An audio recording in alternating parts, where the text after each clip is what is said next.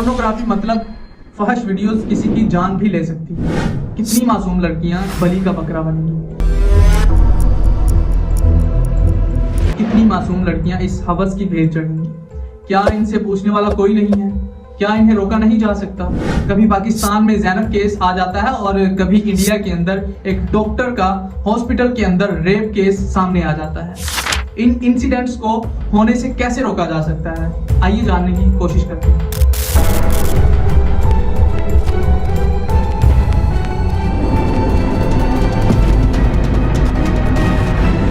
Ali info world की आज की वीडियो में खुशामदीद। 9 अगस्त साल 2024 को कोलकाता के आरजीकर हॉस्पिटल के अंदर 31 साल ट्रेनिंग डॉक्टर को हॉस्पिटल के सिविक वॉलंटियर संजय रॉय ने अपनी हवस का निशाना बनाया। लेकिन हम इस केस को डिस्कस नहीं करने वाले, बल्कि हम इसके पीछे छिपे हुए राज को फाश करेंगे कि इसे ये हरकत करने पर किसने उकसाया। इस केस के 4 मेन कैरेक्टर्स हैं।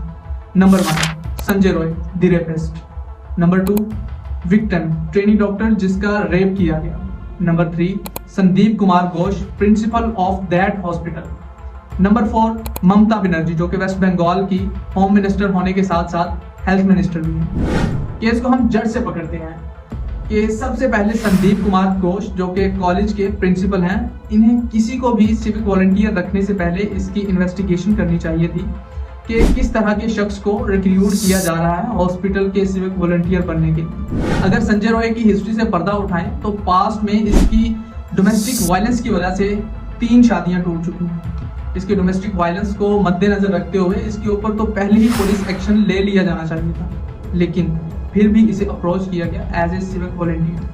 लेकिन वो प्रिंसिपल इन चीज़ों को कैसे हाईलाइट करता है, जबकि उसके ऊपर तो पहले से ये आरोप लगे हुए हैं कि शख्स बहुत ही करप्ट है, इसने एक माफिया की तरह इस हॉस्पिटल को चलाया। लेकिन ये सारी चीज़ें होने के बावजूद भी इसका ट्रांसफ़र बार बार रुक जाता था। संदीप घोष ने इस केस के बाद जब रेजिग्नेशन लिखा तो इसका रेजिग्नेशन एक्सेप्ट करने की बजाय इसे कोलकाता नेशनल कॉलेज ट्रांसफर कर दिया गया। क्या इसकी कोई सेंस बनती है, जरा आप भी सोचिएगा।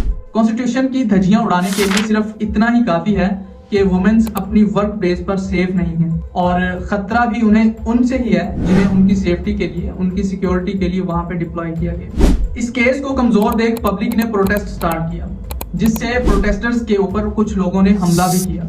लेकिन इन सब चीजों को देख पब्लिक का एतबार पुलिस से उठ गया और इन्होंने डिमांड की कि यह केस सीबीआई मतलब सेंट्रल ब्यूरो ऑफ इन्वेस्टिगेशन को सौंप दिया जाए। प्रोटेस्ट्स के बाद ममता बनर्जी ने कहा कि मुझे तो कोई एतराज नहीं, लेकिन अगर पुलिस इस केस को सॉल्व नहीं कर पाई तो मैं कुछ दिनों के अंदर खुद ही इस केस को सीबीआई को ट्रांसफर कर दूंगी। ये सारी चीजें तो केस के रिलेटेड हो गई, but now the question is कि 24 घंटे के अंदर अंदर एक्यूज संजय रॉय को अरेस्ट कर लिया गया, सब कुछ नॉर्मल हो गया। लेकिन ये प्रोटेस्ट और ये सारी चीजें नॉर्मल क्यों नहीं हुई?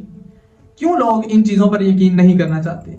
तो इसकी मेन रीजन आरजीकर हॉस्पिटल की हिस्ट्री है। इस हॉस्पिटल की हिस्ट्री की वजह से लोग कह रहे हैं कि ये केस इतना सिंपल नहीं है जितना इसे दिखाने की कोशिश की जा रही है, और इस केस को तो सुसाइड केस बना दिया गया है।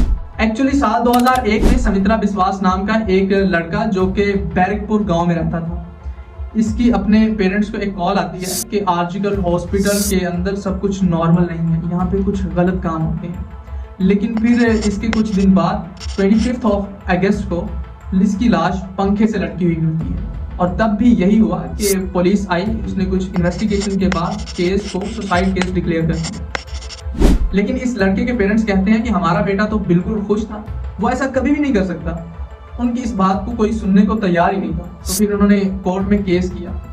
2-3 साल केस चलने के बाद केस को सीआईडी को ट्रांसफर कर दिया गया। सीआईडी की इन्वेस्टिगेशन के दौरान सुमित्रा के कुछ दोस्त और कुछ स्टूडेंट्स ने ये बयान दिए कि आरजीकर मेडिकल कॉलेज के कुछ पावरफुल लोग हॉस्पिटल के अंदर पोर्नोग्राफी का काम करते हैं। इस चीज़ का पता तो सबको है, लेकिन कोई भी इसका नाम लेने से डरता है क्योंकि ये पावरफुल लोग हैं। और पता चलता है कि बेसिकली ये लोग कुछ फिल्म स्टार्स को ब्लैकमेल करने के लिए पोर्नोग्राफी कंटेंट बनवाते हैं। पास ही के गांव सोनागाची से लड़कियों को लाया जाता है और वहां से भी अगर लड़कियां नहीं मिलती तो हॉस्पिटल के अंदर न्यू डेड बॉडीज के साथ पोर्नोग्राफिक कंटेंट को बनाया जाता है और फिर इनके फेस की जगह किसी फिल्म स्टार का फेस रिप्लेस कर दिया जाता है और इन वीडियोस को बेचते हैं ये लोग। और कभी कभार तो हॉस्पिटल की और कॉलेज की लड़कियों का भी फेस यूज किया जाता था और वो वीडियोस ज्यादा बनती थी। और यही वजह थी कि सुमित्रा विश्वास की गर्लफ्रेंड की फोटो को इन्होंने यूज किया और इसका वीडियो बनाया और इसे सर्कुलेट करना शुरू कर दिया, जिसका केस लड़ने के लिए सुमित्रा विश्वास चले गए कोर्ट और फिर आखिरकार उनकी लाश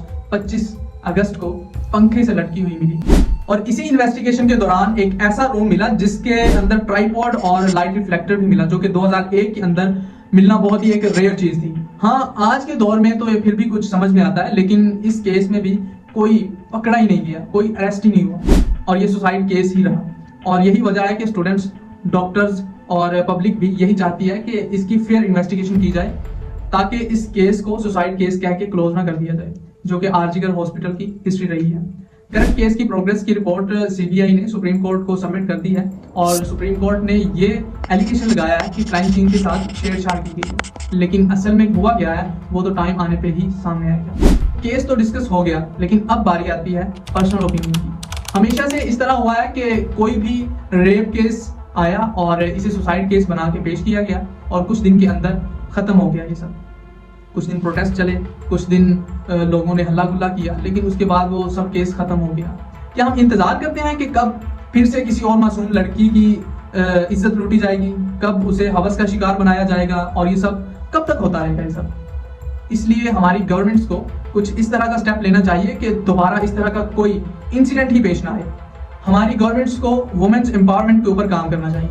यहाँ एक और चीज ऐड कर दूं कि 70% रेपिस्ट रिपीटेड होते हैं, जिन्होंने एक बार जुर्म किया और इन्हें सजा नहीं मिली। ऐसा उन्हें फील ही नहीं करवाया गया कि उन्होंने कोई जुर्म किया है, तो फिर इन्होंने इस जुर्म को जुर्म समझा ही नहीं और वो इनकी आदत बनता गया। इससे पहले कि कोई और इस आदत को अपना ले, हमें अपने आप को बदलना होगा। अब बारी आती है एक्सपर्ट ओपिनियन, मतलब पब्लिक इस बारे में क्या राय रखती है, कमेंट सेक्शन में जरूर बताइएगा। इसी के साथ मुझे दें इजाजत। Ali Murtaza signing off.